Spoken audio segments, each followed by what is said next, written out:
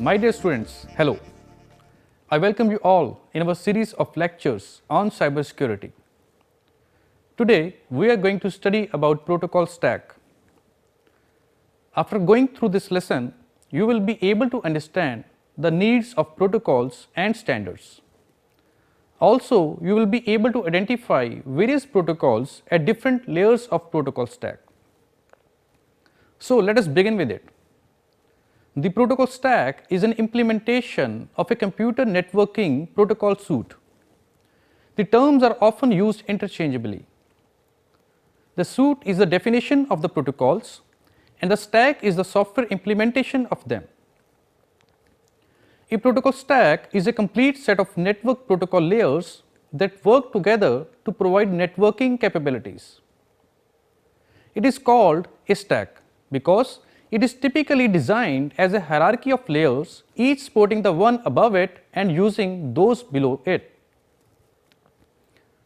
Individual protocols within a suite are often designed with a single purpose in mind. This modularization makes design and evaluation easier. Because each protocol module usually communicates with two others, they are commonly imagined as layers in a stack of protocols. The lowest protocol always deals with low-level physical interaction of the hardware. Every higher layer adds more features. User applications usually deal only with the topmost layers. In practical implementation, protocol stacks are often divided into three major sections: media, transport, and applications. A particular operating system or platform will often have two well-defined software interfaces, one between the media and transport layers and one between the transport layers and applications. The media to transport interface defines how transport protocol software makes use of particular media and hardware types. For example, this interface level would define how TCP/IP transport software would talk to the Ethernet hardware. The application to transport interface defines how application programs make use of the transport layers. For example, this interface level would define how a web browser program would talk to the TCP/IP transport software. Next is OSI model. OSI stands for Open System Interconnection Model. It is a conceptual model that characterizes and standardizes the communication functions of a telecommunication or computing system without regard to their underlying internal structure and technology. Its goal is the interoperability of diverse communication systems with the standard protocols. The model partitions a communication system into abstraction layers. The original version of the model defines 7 layers. The model is a product of the Open Systems Interconnection project at the International Organization for Standardization, maintained by Identification ISO 7498. The OSI model has 7 layers. The principles that were applied to arrive at the 7 layers can be briefly summarized as: number 1, a layer should be created where a different abstraction is needed. Number 2, each layer should perform a well-defined function. Number 3, the function of each layer should be chosen with an eye toward defining internationally standardized protocols. And number 4, the layer boundaries should be chosen to minimize the information flow across the interfaces. Number 5, the number of layers should be large enough that distinct functions need not be thrown together in the same layer out of necessity, and small enough that the architecture does not become unwieldy. Figure shows the OSI reference model. See this next figure. The figure shows the exchange of data using OSI model. D7 means the data unit at layer 7, D6 means the data unit at layer 6, and so on. The process starts at layer 7, called the application layer, and then moves from layer to layer in descending sequential order. At each layer, a header or possibly a trailer can be added to the data unit. Commonly, the trailer is added only at layer 2. When the formatted data unit passes through the physical layer, it is changed into an electromagnetic signal and transported along a physical link. Upon reaching its destination, the signal passes into layer 1 and is transformed back into digital form. The data units then move back up through the OSI layers. As each block of data reaches the next higher layer, the headers and trailers attached to it at the corresponding sending layer are removed, and actions appropriate to that layer are taken. By the time it reaches layer 7, the message is again in a form appropriate to the application and is made available to the recipient. Next is layers in the OSI model. The various layers of OSI model are: number 1, physical layer. In the 7-layer OSI model of computer networking, the physical layer or layer 1 is the first and the lowest layer. The physical layer coordinates the functions required to carry a bit stream over a physical medium. It deals with the mechanical and electrical specifications of the interface and transmission medium. It also defines the procedures and functions that physical devices and interfaces have to perform for transmission to occur. Now, what are the services provided by physical layer? In digital communications, symbol rate, also known as baud rate and modulation rate, is the number of symbol changes, waveform changes or signaling events across the transmission medium per time unit using a digitally modulated signal or a line code. The symbol rate is measured in baud or symbols per second. In the case of a line code, the symbol rate is the pulse rate in pulses per second. Number 2, providing a standardized interface to physical transmission media, including mechanical specifications of electrical connectors and cables, for example, maximum cable length. Providing electrical specifications of transmission line signal level and impedance. Providing radio interface, including electromagnetic spectrum, frequency allocation and specification of signal strength, analog bandwidth, etc., and providing specifications for IR over optical fiber or a wireless IR communication link. Number 3, modulation. In electronics and telecommunications, modulation is the process of varying one or more properties of a periodic waveform, called the carrier signal, with a modulating signal that typically contains information to be transmitted. A modulator is a device that performs modulation. A demodulator is a device that performs demodulation, the inverse of modulation. A modem can perform both operations. Number 4, line coding. Line coding consists of representing the digital signal to be transported by a waveform that is optimally tuned for the specific properties of the physical channel and of the receiving equipment. The pattern of voltage, current or photons used to represent the digital data on transmission link is called the line encoding. The common types of line encoding are unipolar, polar, bipolar and Manchester encoding.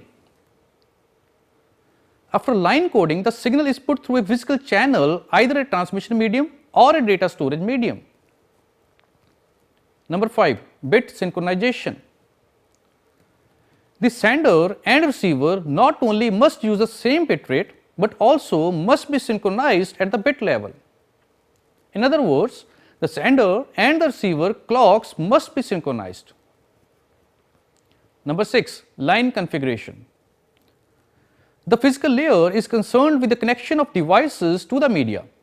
In a point-to-point configuration, two devices are connected through a dedicated link. In a multi-point configuration, a link is shared among several devices. Number 7, physical topology. The physical topology defines how devices are connected to make a network. And number 8 is transmission mode. Transmission mode defines the direction of transmission between two devices, simplex, half duplex or full duplex. Next is data link layer. The data link layer or layer 2 is the second layer of the 7-layer OSI model of computer networking. This layer is the protocol layer that transfers data between adjacent network nodes in a wide area network or between nodes on the same local area network segment. The data link layer provides the functional and procedural means to transfer data between network entities and might provide the means to detect and possibly correct errors that may occur in the physical layer. Now, what are the services provided by data link layer? Number 1, framing. A frame is the protocol data unit at the data link layer. Frames are the result of the final layer of encapsulation before the data is transmitted over the physical layer. A frame is a unit of transmission in a link layer protocol and consists of a link layer header followed by a packet. Number 2, physical addressing. If frames are to be distributed to different systems on the network, the data link layer adds a header to the frame to define the sender or receiver of the frame. If the frame is intended for a system outside the sender's network, the receiver address is the address of the device that connects the network to the next one. Number 3, flow control.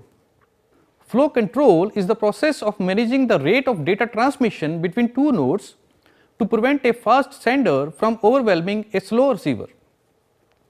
It provides a mechanism for the receiver to control the transmission speed so that the receiving node is not overwhelmed with data from the transmitting node. Number 4, error control. It allows the receiver to inform the sender if a frame is lost or damaged during transmission and coordinates the retransmission of those frames by the sender. Error control in the data link layer is based on automatic repeat request. Whenever an error is detected, specified frames are retransmitted. Number 5, logical link control. Logical link control refers to the functions required for the establishment and control of logical links between local devices on a network. As mentioned, this is usually considered a DLL sublayer. It provides services to the network layer above it and hides the rest of the details of the data link layer to allow different technologies to work seamlessly with the higher layers. Most local area networking technologies use the IEEE 802.2 LLC protocol. And number 6 is media access control. This refers to the procedures used by devices to control access to the network medium. Since many networks use a shared medium such as a single network cable or a series of cables that are electrically connected into a single virtual medium, it is necessary to have rules for managing the medium to avoid conflicts. For example, Ethernet uses the CSMA-CD method of media access control, while token ring uses token passing. Next is network layer. In the 7-layer OSI model of computer networking, the network layer is layer 3. The network layer is responsible for packet forwarding, including routing through intermediate routers, since it knows the address of neighboring network nodes and it also manages quality of service. The services provided by network layer are: number 1, logical addressing. Every device that communicates over a network has associated with it a logical address, sometimes called a layer 3 address. For example, on the internet protocol is the network layer protocol and every machine has an IP address. Number 2, routing. Moving data across a series of interconnected networks is probably the defining function of the network layer. It is the job of the devices and software routines that functions at the network layer to handle incoming packets from various sources and determine their final destination. Number 3, datagram encapsulation. The network layer normally encapsulates messages received from higher layers by placing them into datagrams, also called packets, with a network layer header. Number 4, fragmentation and reassembly. The network layer must send messages down to the data link layer for transmission. Some data link layer technologies have limits on the length of any message that can be sent.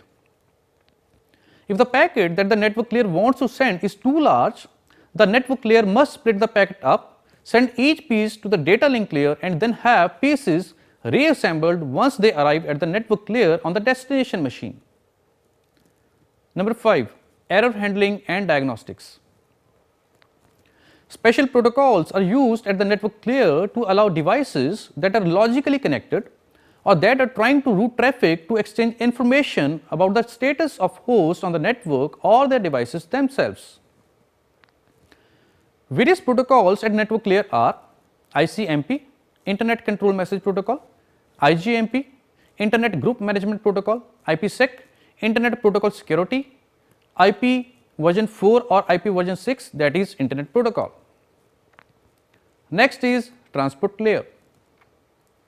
The transport layer is called the host to host transport layer in the TCP/IP model. The data communicated by the transport layer is encapsulated in a transport layer PDU and sent in a network layer.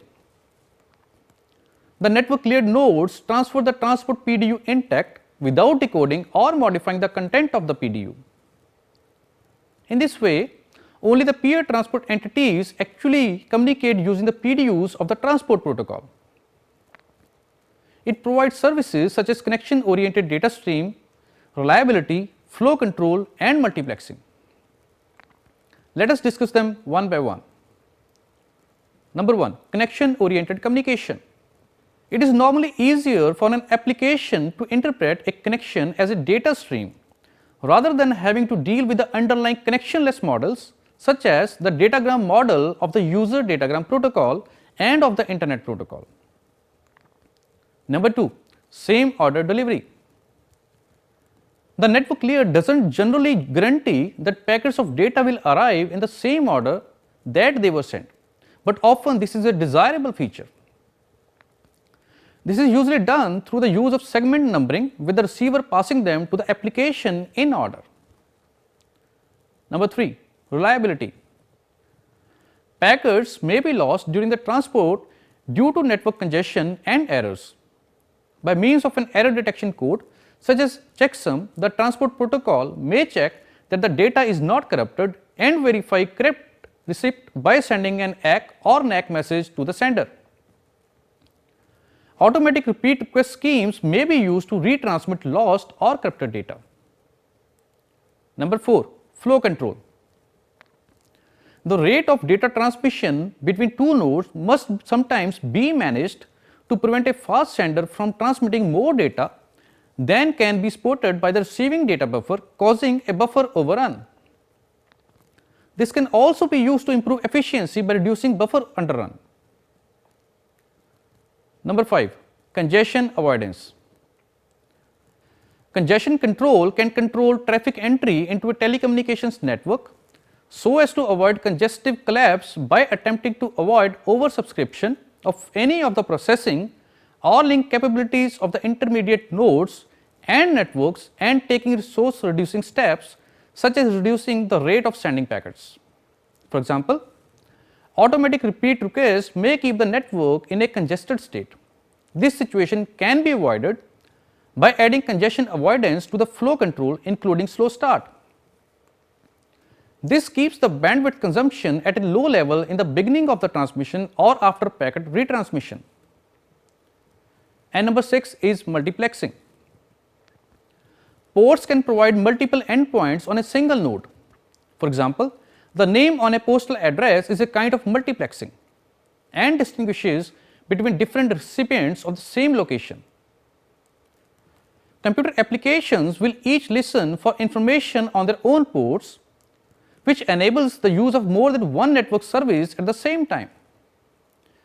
It is the part of the transport layer in the TCP/IP model, but of the session layer in the OSI model. Let us now learn about two most important protocols at transport layer. Number 1. Transmission Control Protocol.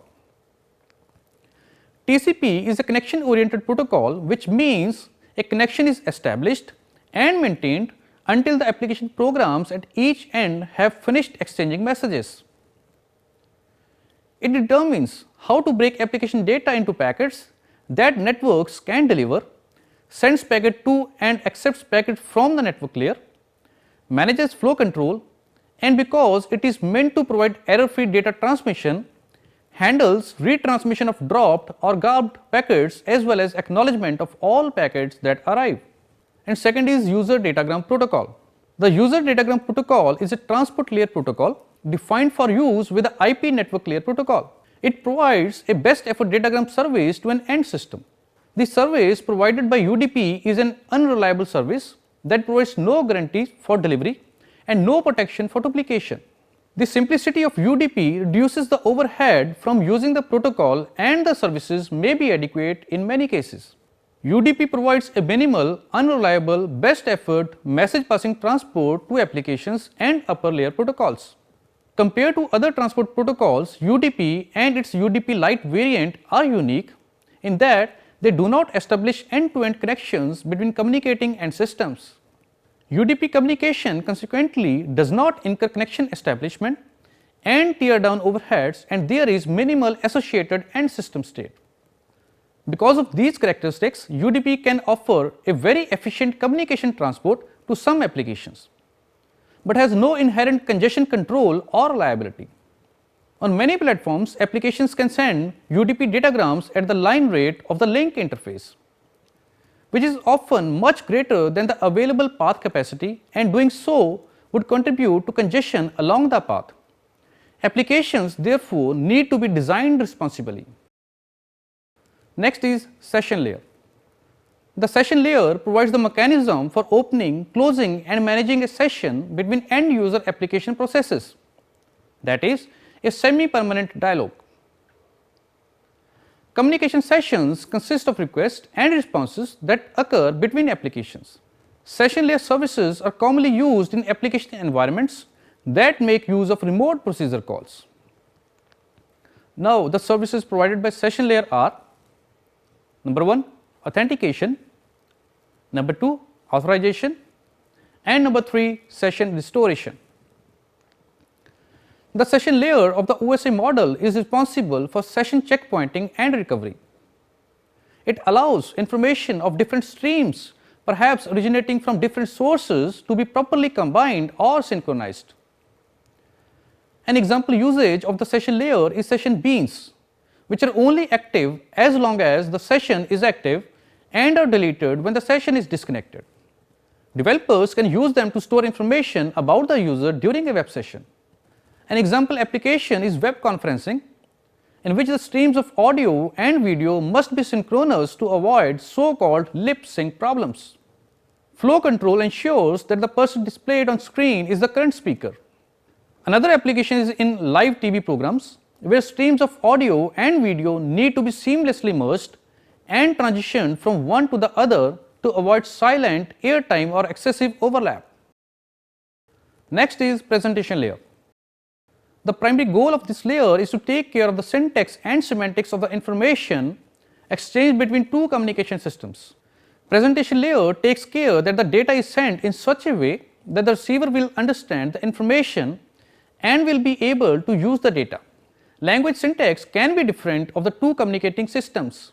Under this condition, presentation layer plays a role translator. The various functions of presentation layer are: number 1, translation. Before being transmitted, information in the form of characters and numbers should be changed to bit streams. The presentation layer is responsible for interoperability between encoding methods, as different computers use different encoding methods. It translates data between the formats the network requires and then format the data according to the computer. Number 2, encryption. The presentation layer carries out encryption at the transmitter and decryption at the receiver. And number 3 is compression. It carries out data compression to reduce the bandwidth of the data to be transmitted.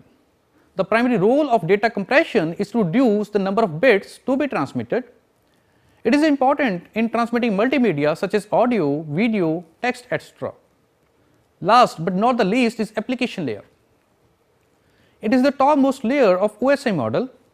Manipulation of data or information in various ways is done in this layer, which enables user or softwares to get access to the network. Some services provided by this layer includes email, transferring of files, distributing the results to the user, directory services, network resources, etc. Various functions provided by application layer are: number 1, mail services. This layer provides the basis for email forwarding and storage. Number 2, network virtual terminal. It allows a user to log on to a remote host. The application creates software emulation of a terminal at the remote host. User's computer talks to the software terminal, which in turn talks to the host and vice versa. Then the remote host believes it is communicating with one of its own terminals and allows users to log on. Number 3, directory services.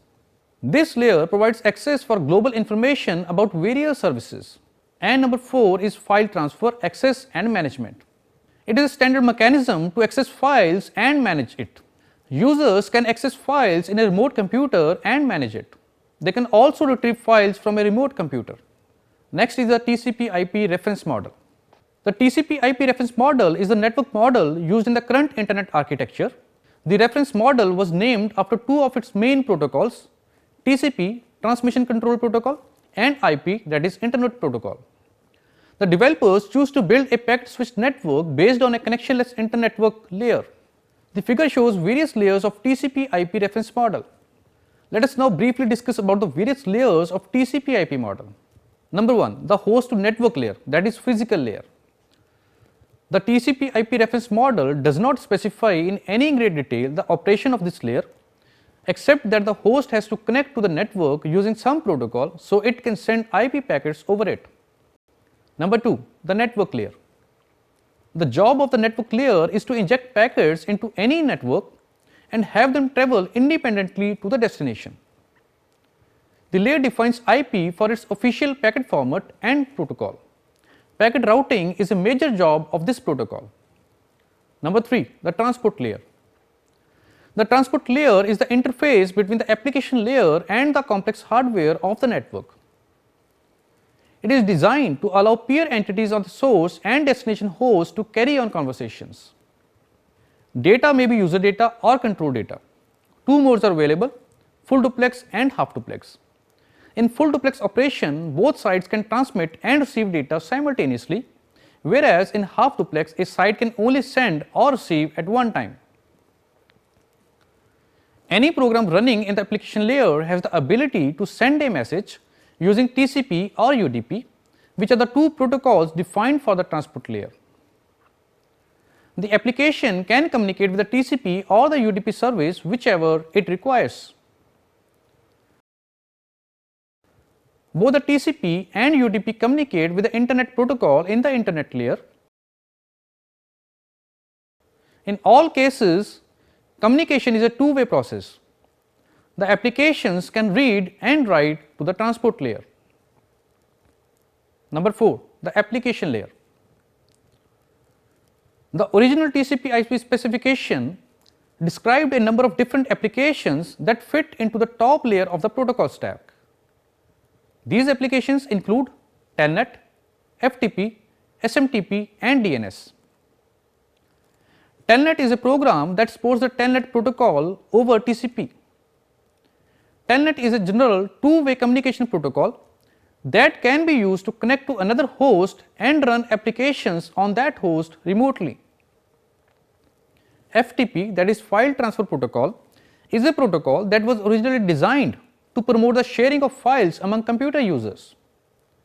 It shields the user from the variations of file storage on different architectures and allow for a reliable and efficient transfer of data.